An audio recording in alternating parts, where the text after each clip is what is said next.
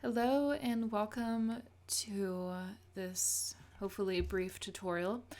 Today I just want to demonstrate how I go about combining the legs or arms of objects or whatever you have to the body of a mesh.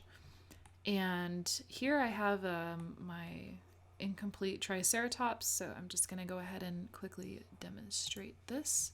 So I'm just going to turn on my references here and my screencast keys. All right, so let's just go ahead and jump into this. I'm not going to model in the fingers or anything like that. I just really just want to focus on combining the two objects into one. So I'm going to add in a circle, and you want to add in whatever you feel will best match your object. I'm gonna add in a circle, and I'm just gonna go ahead and go with 12 vertices. That should be enough for this. Let's scale this down.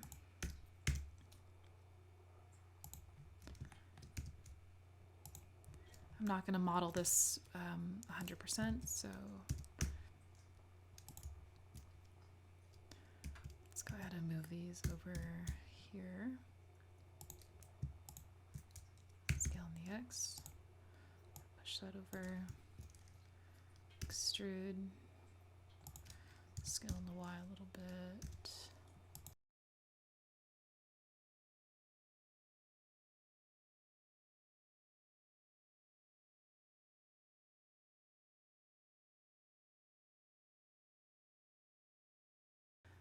I'm going to start rotating it towards the body of the mesh here.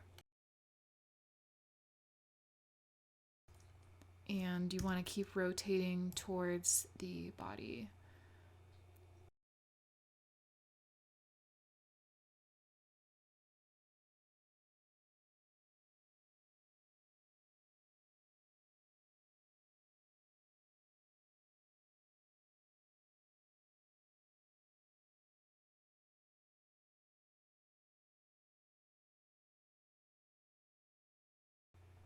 You want to make sure you give yourself enough space in here to combine the two meshes, otherwise it gets really tight and hard to work with. So this should be fine. All right, so first step is you want to see how many vertices you have and how many you'll need to work with or create on the body when you basically what we're gonna do is we're gonna create a hole inside the mesh of the body in order to allow these vertices to connect. So down here you'll get your vertex count, and we have 12 vertices on this arm. So what we'll need is we'll need 12. We'll need a hole of 12 basically. It'll make sense in a sec. So I'm just going to select a vertex that looks like it will be a decent one to delete. Something that will allow us to manipulate a shape to combine the arm. I know this, I'm probably not explaining this very well, but bear with me. So I'm just going to hit X and I'm going to delete. So let's go ahead and see how many vertices now we have. And remember, we need 12 in order to successfully combine the arm to the mesh. So I'm going to select option and let's see how many we got. So we have 8. So we're going to need 4 more. Now, you could, continue deleting parts of your mesh. So we were at 10. Let's go ahead and delete another one. But now you're just going to have this great big gap, and you don't want that, I don't think. Oh, now we're at 30. Oh, let's do that. So now we're at 12. So now we, I guess, technically could combine the arm to the body, but you don't want this great big hole in your mesh. So let's go ahead and do this. So first things first, we want to manipulate this rectangle that we just created to look more like a circle or an oval, so that way when we bridge the two meshes together, it will be much easier for Blender to calculate. And that will make sense in just a sec. So I'm going to turn on proportional editing, and I'm actually going to delete this half of the mesh because it gets in the way. Okay. So you can still kind of see in wireframe mode. So let's go ahead and just start manipulating these guys, kind of making that oval-like shape. It won't be perfect, but we're going to use an add-on called Loop Tools, and it will basically automatically bridge the two meshes together for us. Now this isn't going to be super perfect, and you'll probably have to go back in and tweak your mesh after you're done bridging it. But for now, let's just work with this. So I can see that the body of the mesh is going inside of the arm, and we don't want that when we bridge them. So I'm just going to move this on the X way back.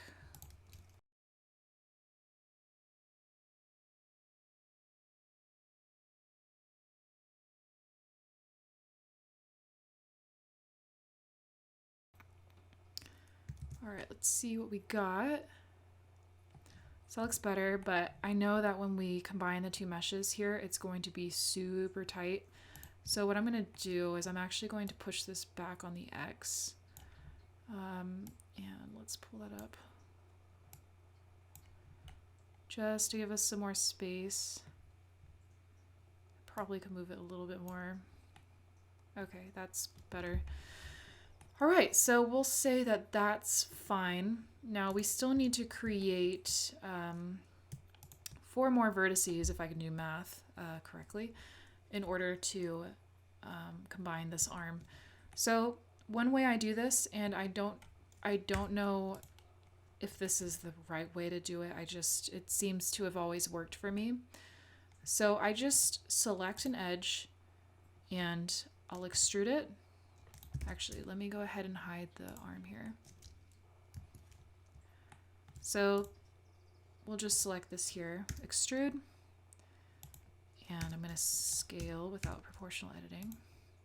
So basically what we just did is we just created 2 more vertices from that edge. So we still have those edges vertices that we can work with, but by extruding, it just gave us 2 new verts. So now we're at 10.